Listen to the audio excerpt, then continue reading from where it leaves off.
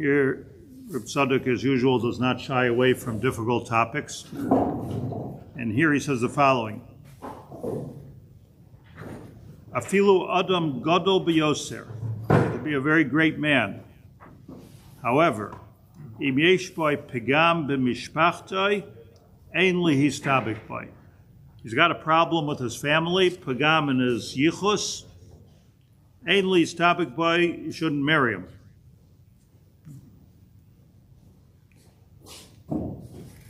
Ki im hu mipnei godloi ein ze mazik loi, because even though the person, the chassan, has a lot of godless and a lot of Torah, and nothing's going to happen to him because the Torah works for him. You know, the Chazon Ish writes a famous letter about marrying somebody who didn't go through, whose parents didn't keep Taras HaMishpacha. He said there won't be any problem with somebody who's a Ben Torah because the Eish HaTorah Mitarasei. Not going to be any problem with somebody who learns Torah. So Reb Tzadok comes, I don't know if he's arguing with the Chazon Ish or he's agreeing, but Ein Ze Mazik Loi, as the Chazon Ish says, is not going to do any damage to the person himself, but Yazik Lazare, it will do damage to the children. Maisha Amru B'Yavamos, as the Gemara says in Yavamos, Afilu Nehavik Yoshua bin Nun Lo Ya'ibna Le Barta. Even if he'll be like Yoshua bin Nun, I will not give him my daughter.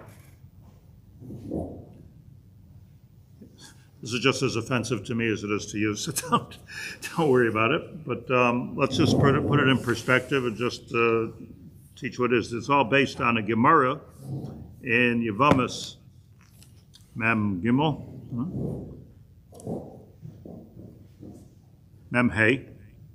And the Gemara tells the story as follows. Hahuda asa lakame de Rav, that somebody came to Rav. Rav was the Gadol Rosh Yeshivas in Bavel. Amarle, and said to him, Amarle, Kuti ve'eved haba al bas Yisrael mahu.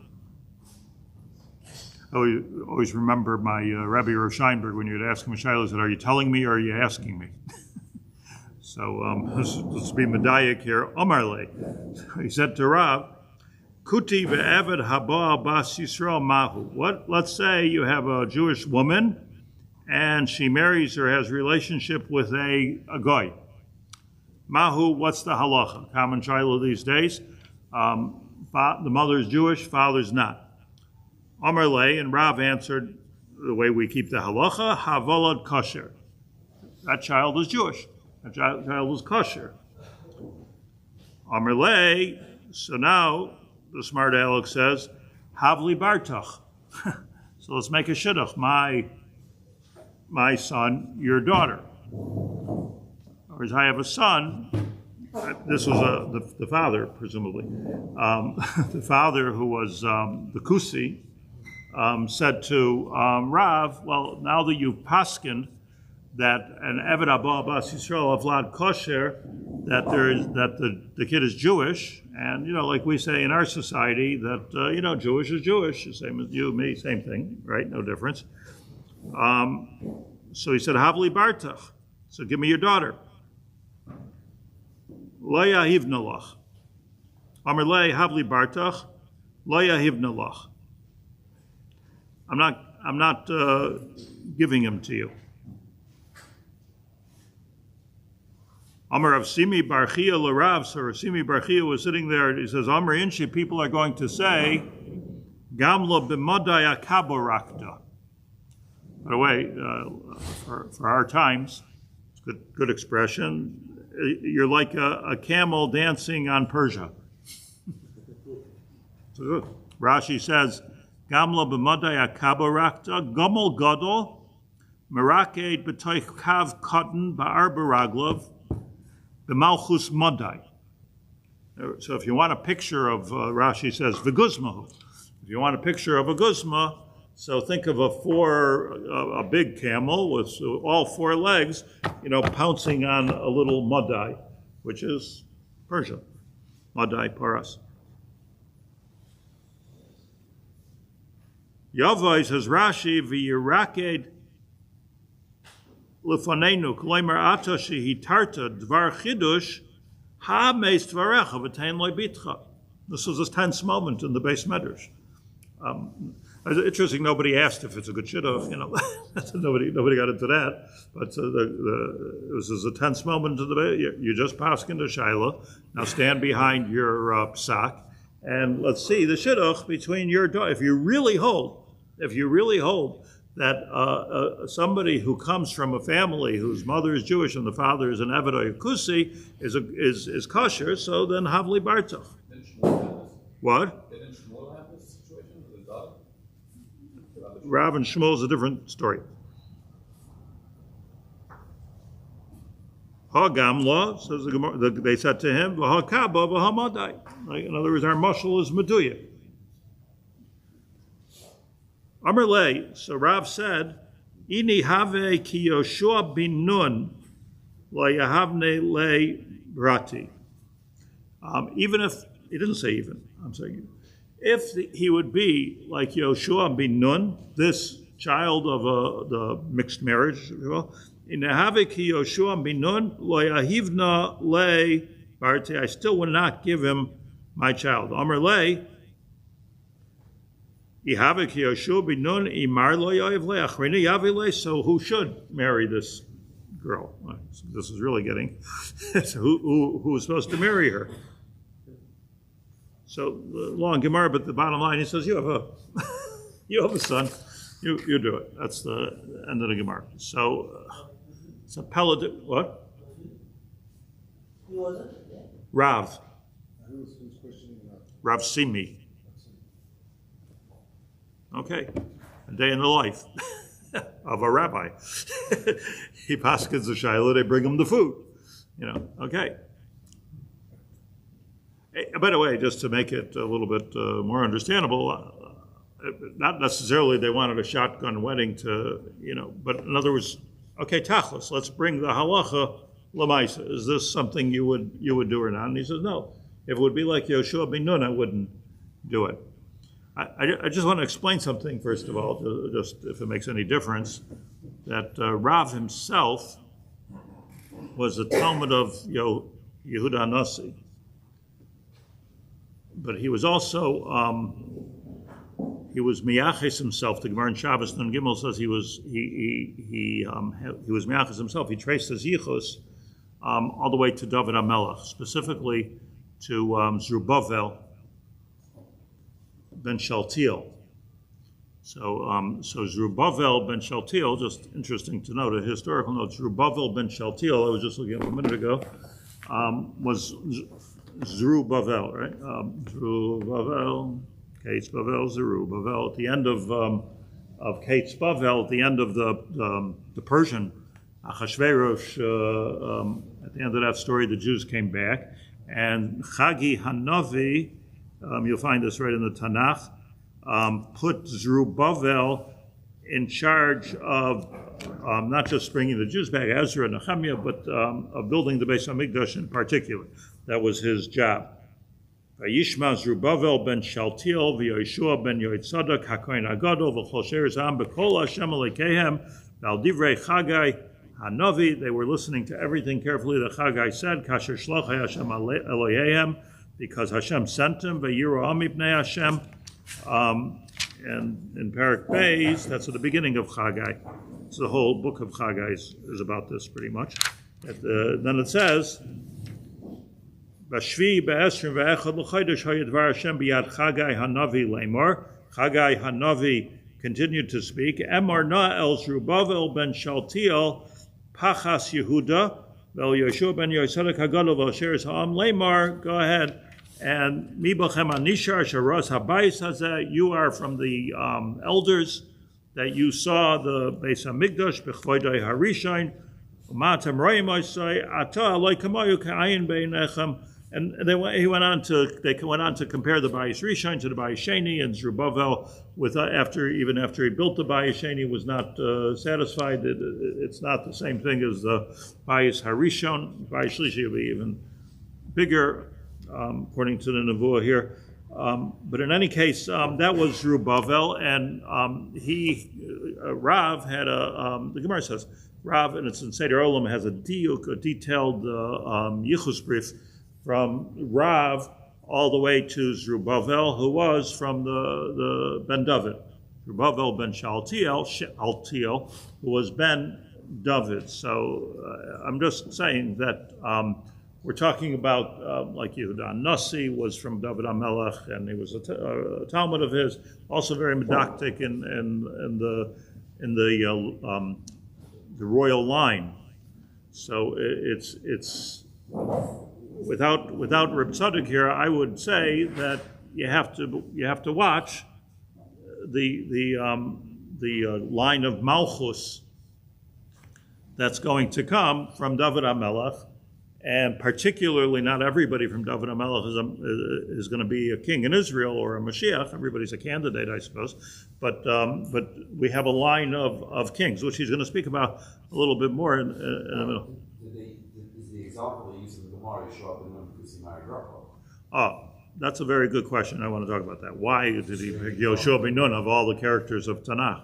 And what's wrong with Yoshua ben Nun with him?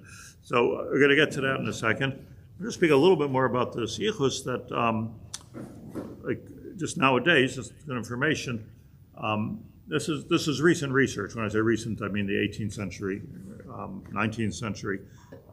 Is that the Maharal was discovered? The Maharal Miprag was discovered that he has a yichus to Rashi.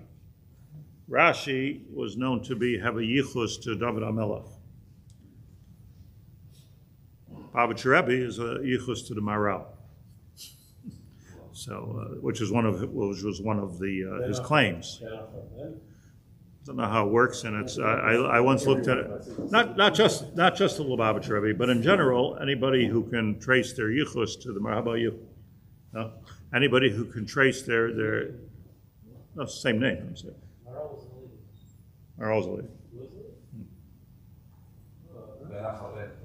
Just say yes. He doesn't write. I think I'm going to tell you what it was a fact.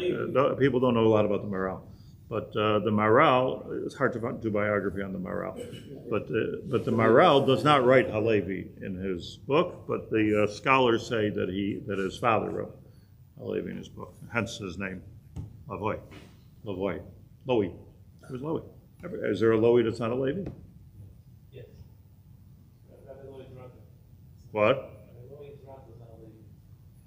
No, there's coins that are not coins either. I'm not talking. Yeah. There's Israels that are not Israelis. Yeah.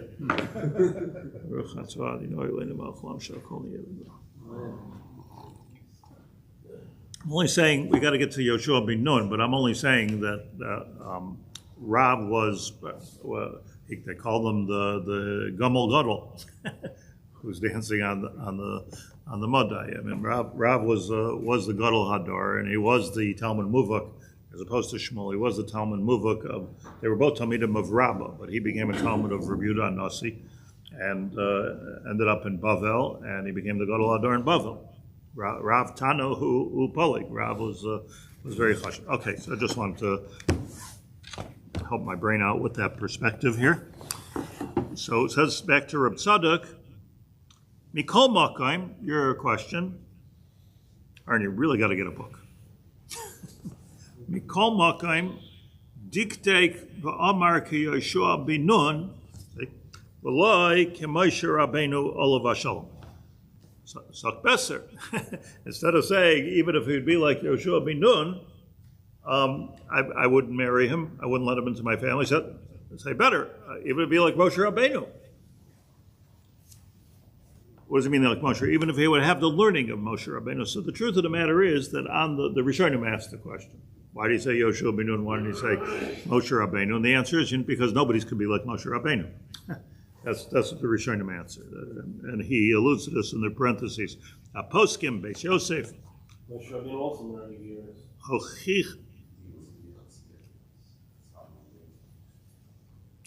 There's a Levi. Yeah, Melech. No, but that's why I'm saying that. Moshe Rabbeinu was a melech for a very short time. He had a din of a melech. This is the Rambam. But he wasn't the mishpacha of Malchus. But I'm saying maybe when...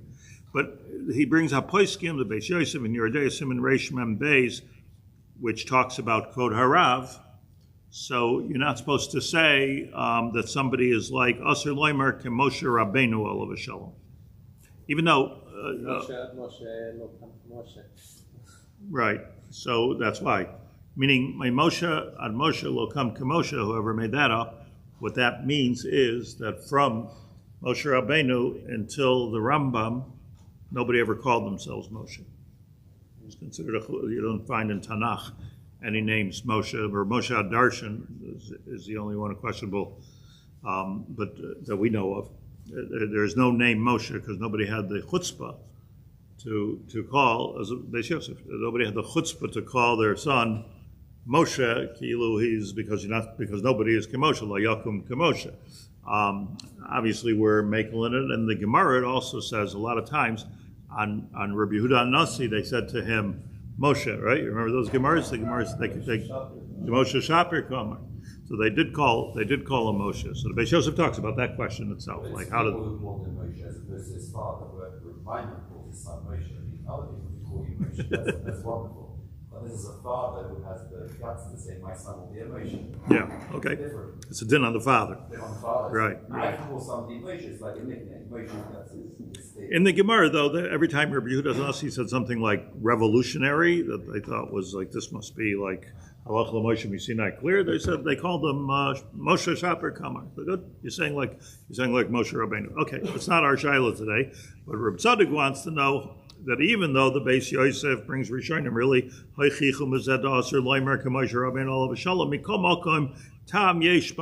there's still a deeper part to it. But because he's right. Because why? So if you're not going to say Moshe, let him say Rabbi Akiva. Let him say like why do you go? Like, okay, next one down, Yoshua bin Nun. Why did he go to Yoshua bin Nun? So he says he didn't say Moshe. Ki Moshe Rabbeinu olav shalom hu shoyrish haTorah. Let's read this carefully here. Moshe and Yoshua, very different. He didn't say like Moshe, meaning if the boy would be like Moshe, yes, I would consider it as a shidduch. Why? Because Moshe Rabbeinu hu shoyrish haTorah. And then once he wasn't a person. Moshe Rabbeinu wasn't somebody who learned Torah. He was somebody who was Torah. He gave up Moshe Kibul Torah Messina Masara. He was the Av HaMasara. When we thought Keser HaTorah, when it comes to the Keser HaTorah, Ein Lachush Lemishpachos, then you don't think anymore about families. V'Keser Torah Munach Lakol. Amru, and on this Chazal say Mamzer Talmud Chacham, that a Mamzer Talmud Chacham is better than somebody who comes from an Amoritz.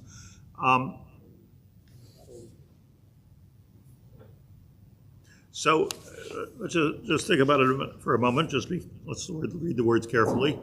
Keser Torah. So I believe I actually couldn't find the letter of the Chazon Ish, but it's well quoted in the Baal Tshuva world. This letter of the Chazon Ish. But Reb Tzadok is saying there's a difference between, let's say, what's the Keser Torah. So the Keser Torah is different than the Torah itself. Keser Torah physically refers to the Zer Zahav, which is around the Aron Kodesh. Or there's a Zer Zahav, that's a Zer, it's a Keser.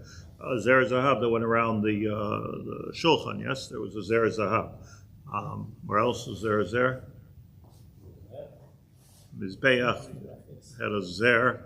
So things that have a crown are different. I mean, it's a iyun unto itself, where it is and what it represents.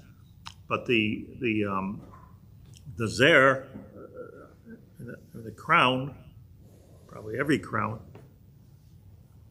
We talked about this a little bit when we were talking about Nazir. So a Nazir, Kodesh al Roshai. That was that wasn't just a chup. That was a crown. That was a serious thing. But the crown means that you are the Kabbalah talks about a lot. A keser always means that you're the zachar, not the nekever. You're the giver, not the taker. So, for instance, to make it easy as a mashal, so you have 7 sfiros. They're all makablin, and on top of it you have the keser. With me? Keser Chachma Bina, or Chachma Bina Das, if you prefer. You have the Keser. So the Keser is called in Kabbalah the Mochin.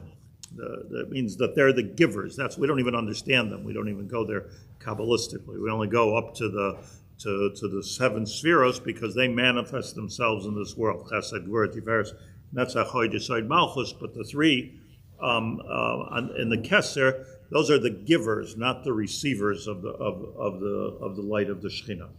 So therefore, just to be careful with the words over here, he's saying Moshe Rabbeinu had a din of a zer, and a crown, which also makes me think, I'm going to just throw it out there for a minute, that Rav also wore the crown of Malchus of David HaMelech. From his point of view, he was, I have many proofs to this. If you look at my own Pirkei Avos Sefer, there are many proofs that Rabbi Yehuda Nasi considered himself a hemshich of the Malchei Yisrael, and so did Rav. As a hemshich and particularly Zerubbabel ben Shaltiel, who was in Golus and was going to lead the people back to Eretz Yisrael. That was the Rav. And Rav Tano Polig is the same thing as Chagai Hanavi said to Zerubbabel, that we need people who saw the old Beis HaMikdash. It means you got to be 70 plus years older enough to remember the old Beis HaMikdash to be able to be the ones that are going to want to restore this honor to HaKadosh Baruch Hu. So there's a lot of zer here, a lot of keser going on in this whole idea. We talk about keser, but it gets even more. Mitzad keser atara ein lachosh lemishpachos. When we're talking about a giver, in Yeridea, let me just give another example. In Yeridea, so that brings the Gemara in Chulin, well-known principle in Hilchos Kashrus, that I did the Torah lemifla to Einei Boilea. Right? When a pot is, you don't have to worry about, for instance, that when you're koshering a pot, you're koshering it with a kosher pot. Because everybody always asks, should that thing be milchiks or fleishiks or what? It could be anything. And the reason is because while this is being koshered, I did the Torah lemifla, a secret that Chazal knew. I did the Torah lemifla, Einei Boilea, the pores are open in one direction and not going the other direction. In yeshivas, they always say that somebody who talks too much instead of listening, I did the Torah lemiflat, Einei Boilea. Talking so much, you're always being polite, nothing is going in. This is true for life in general. People like to talk and people like to listen. The smart ones are the ones that like to listen, I think, usually. So what we're talking about when we're talking about the mochen or the keser, we're talking about the noisnim. And you'll see, as I'm adding, not the Reb Tzadok, that the Gemara says that Pnei Moshe kipnei Chama, Pnei Yoshua kipnei Levana. Yes? That Moshe Rabbeinu was compared to the sun, Pnei Moshe, and Yoshua was compared to the moon. Well, what's the difference between the sun and the moon? One's a producer. One's a giver, one's a taker, one's a reflector. So so Yoshua bin Nun is not a Keser Malchus. He was a Yoshua Leimash Mitaycha Oil. He was the Makabel, so he was Gadol Adar, no question about it. I'm not putting him down, but what Rav perhaps was saying is, we're talking about, of course, if you learn Torah, it'll help the person, but we're talking, if he's like Yoshua bin Nun, like I said, everybody reads the Gemara. I don't know how everybody reads it. I always read the Gemara. That even if he's like Yoshua bin Nun, it doesn't say even in the Gemara. It doesn't say even. If he's like Yoshua bin Nun, it's not for me, because I need a giver, not a receiver.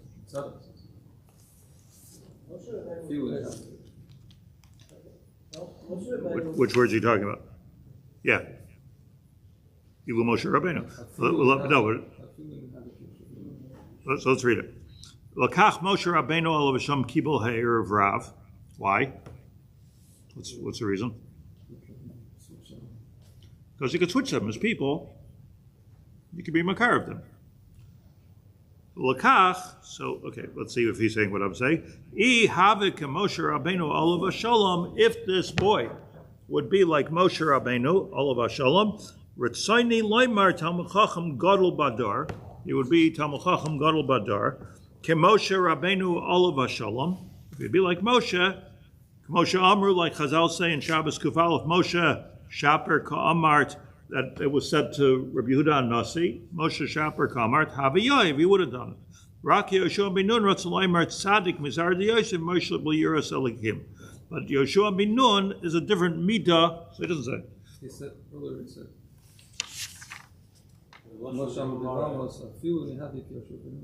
oh, it says afilu, that's what you're talking about. But I just looked in the Gemara, it doesn't say afilu. right now, something about Tzadok. Yeah. Oh, I mean, you made the same mistake I'm making. I actually noticed it this morning, and then I looked in online. They have like fancier Gemaras with Messiah, and they all say E. But I don't, maybe it's Rosh Hashanah. But it's interesting that in reality, it doesn't say afilu, it says E. I thought you meant something else, but I think the Hezber, to sum it up, between Moshe Rabbeinu, the difference between Moshe Rabbeinu, which Reb Tzadok said would have been a good shidduch, and Yoshua ben Nun, which was not have been a good shidduch, is this type yes, this type not. So what he was saying is, Eved haba bas Yisrael avlad kosher. Okay, avlad kosher. It's mutter. She's part of Klal Yisrael. There's no question about it. In terms of yichus, so there's two types of people in the yichus system. There's those that are nosnim, and there are those that are makablim. There are those that are let's say kechama, and there are those kilavana, and there are those like Moshe, and there's those like Yeshua. The ultimate makabel is an eved. That's how he's described. Eved. Yes, Moshe, Yoshua Avdi. I mean, of course, he's asking the question about eved abba. Oh. The ultimate person is the eved, which is Makabel, the ultimate makabel. Is the ultimate eved. Maybe I can't give my daughter to you because it's the eved, which is that's Right. That backs me up a little bit because What's the ultimate makabel? from Hashem is different. He still was the Kesser.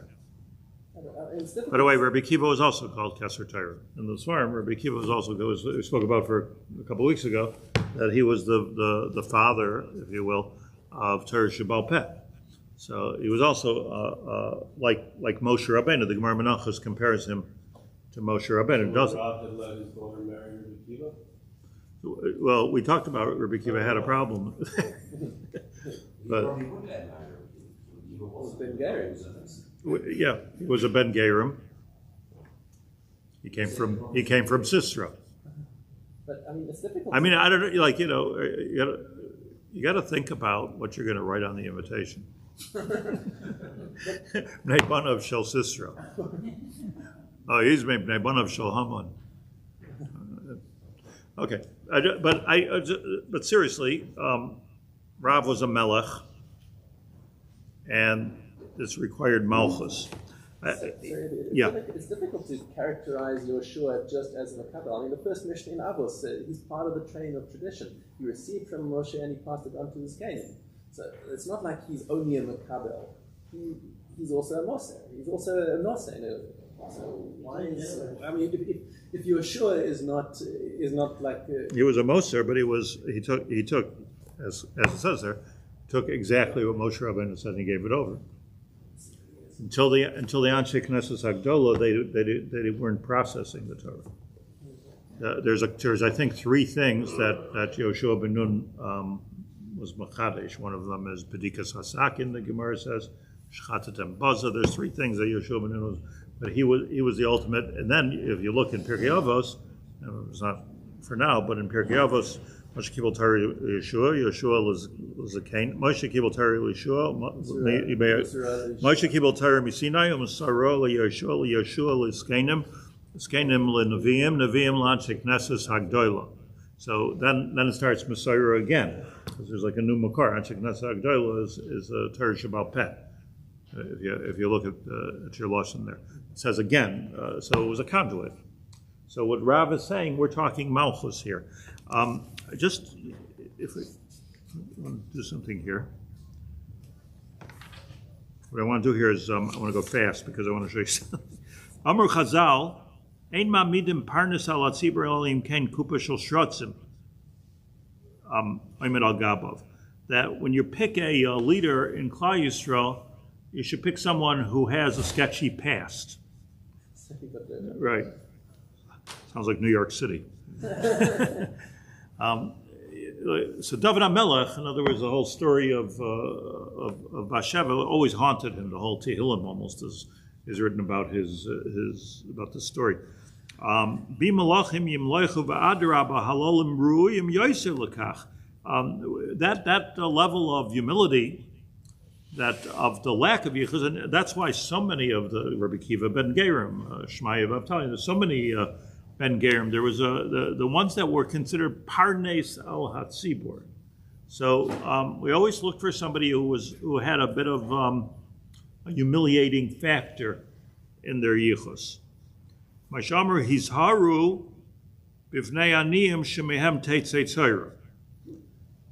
Got to watch out for the dafka b'nei aniyim shemehem teitzei Torah. That's where you're going to see Torah come out of. So there's a maila, what he's saying, of not having yichus, and here, what a sentence that we thought was written a few years ago. Ki makom haTorah dafka b'kelim shivurim. The poet of the generation said the crack is where the light gets in. But this is Reb Tzadok. It's a fascinating quote to me because I've traced it. But ki makom haTorah dafka b'kelim shivurim. That's where the Torah is going to be. The Torah. The Yisai Torah Shabal Peh Rabbi Akiva. So there's a balance here. V'chein Rabbi Meir. Amru shlo yachlu chaver v'lamed al soif daitai. V'chein mibnei keni chosim Moshe oila meir hatzmarim. Kedrashas Rabbi Seinu Zal that the Sanhedrin came from Yisrael. So what is he saying here? What's the about face? That even if you're mibnei aniyim, I think that's what he means. Even if you're mibnei aniyim and you don't necessarily have the yichus, but if you can become like Moshe Rabbeinu, which is a keser Torah, that kind of a leadership in Torah, then the humility will do you good. I was talking to somebody a couple of days ago. It's an interesting psychological thing. Speakers, everybody here from time to time speaks in public. I do more than my share speaking in public. And when you speak in public, this was an interesting thing. Somebody said, do you get nervous when you speak in public? So I said, every time. Every single time. So it was a psychologist. So he said that the reason people get nervous when they speak in public, you would think, Aimsa de Tzibura, but he touched on something which was so insightful to me. He says, because everybody, no matter who it is, everybody who speaks in public, unless you're a total maniac, everybody who speaks in public for a second looks out and thinks to themselves, why am I speaking and you're not speaking? There's a sort of an imposter syndrome that goes on. Like, am I really the best one to speak? Am I saying enough to teach this one something? Like particularly here, we have very chashuva people, so it's very difficult. It's not like teaching first grade or second grade. It's you have to be right, and people do not hesitate to correct me, for instance. So there's a certain syndrome there which makes you nervous. They got to get over the nervousness. So I said, so okay, so how do you? I mean, it's not like it's not like disabling or something like that. Just a metzias of a bit of a nervous syndrome, which he said comes from imposter syndrome. So I said, okay, so what's the answer? He says the answer is that imposter syndrome, said he, is a bracha from Hashem, because now the fact that I feel that maybe I'm not Roy Lakach, write a sefer, you Mi'ani Umani, if it's a real activism, that forces you to get better. So fill those shoes. So it's actually the humility, if you will, makes you nervous, but that nervousness makes you better. So it's a very interesting process. Humility, I always thought it was like Gaiva. Could be. You're scared of failing in public. I like to think of it as humility. Maybe it's the same thing, I'm saying. I honestly don't even. The Gaiva and Anivus are. Gaiva and a lack of self-esteem are so closely related that it's hard to even distinguish between the two things. Most people, self-esteem, plus a lot. If you go to a real gadol and a real tzaddik, he's not not doing that. Why? Because he's a kabbalah. But I'm only saying this not to give you the psychological tip of the week. What do they call it? The Toastmasters. Yeah, that's not what I'm saying. I'm saying that the mix of being able to be this kind of like mix of being able to be a no-say and have the humility of being a makabel all at the same time is the winning mix. That's what I'm saying. It's the winning mix, and probably that's who people want to listen to. Let's listen to a Balgaiva. But there again, I'm talking about here, but there's something authentic about the. I mean, we hear a lot of Balei Gaiva on the news, right? So it doesn't give more covet; it takes away from the covet. Like you're such a great guy, such a smart guy. Why are you a Balei Gaiva? It's an interesting. It's interesting. Like you do it so people will think more of you, but actually people think less of you because of it. But what I'm saying here is that you could. There's a Moshe Rabbeinu who was the Anav Mikol Adam. And he was the ultimate makabel, that's the truth. I mentioned, just with this I'll close, I mentioned before when we were learning Nefesh HaChaim, that the Nefesh HaChaim Shardalet says that the Anivus of Moshe Rabbeinu was like part of the deal. It wasn't he spoke to Hashem and he was on Har Sinai. That's not the pshat. And Reb Chaim Volozhin compares it to a cup. And he says that a cup could be the same size on the outside, and you'll fit an X amount, it'll say on it, 8 ounces, 16 ounces, 100 gram, 200 gram, whatever it says on it. But really, it's not true, because the thinner the walls of the cup, the more you can put into that same size cup. And the Anivus, Nefesh HaChaim says, the Anivus of Moshe Rabbeinu was such that there was kimat nothing left to him. He was just enough of a kli, right? Just a drop less than being not in this world. A drop more than being not in this world. It was such a thin kli with no ego at all that you could fit so much Torah into it. So Rav Chaim Volozhin makes this earth-shattering statement, and he says, whoever has the Anivus of Moshe Rabbeinu can have the Torah of Moshe Rabbeinu. If you don't have the Anivus of Moshe Rabbeinu, you haven't got a chance. There's no room in the cup for you can have something. So there's this combination, if you will, of humility on the one hand, and being able to look at Parshas Korach, look at Parshas Shlach, look the strength, the gevura of Moshe Rabbeinu to lead and to call people out and to speak to Hashem. Even though he was always, Mi'anoichi ke'elechal parei, who am I?